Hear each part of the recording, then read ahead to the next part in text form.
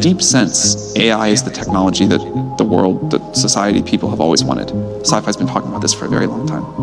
I think we can do a lot to really maximize the good and manage and mitigate the bad.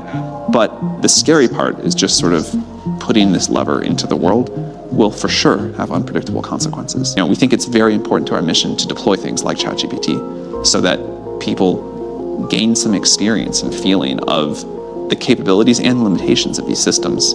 But as these models get to know you better and are capable of more, you can really imagine a world where you have a fairly simple and short conversation with the model, and a huge amount of things get done on your behalf.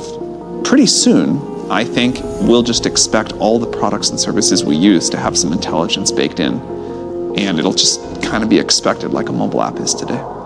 I think if this technology goes wrong, it can go quite wrong, and we want to be vocal about that. We want to work with the government. It is our responsibility to educate policymakers and the public at large about what we think is happening, what we think may happen, likely to happen in the future, and to put technology out into the world so people can see it. Grown up in a world where we sort of trust someone's voice we hear over the phone. This particular example, I think, is going to be a problem, and we need society to adjust to it fast. So I think we just all need to start telling people, this is coming.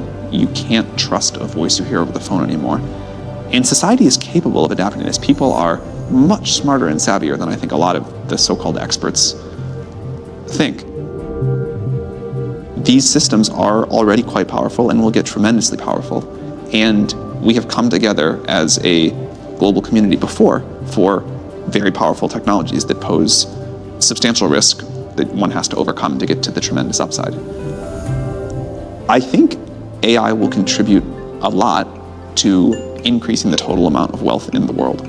However, it won't be sufficient on its own, and I still think we need much more public policy around how we're going to divvy up access to these systems, how we're going to divvy up governance of these systems.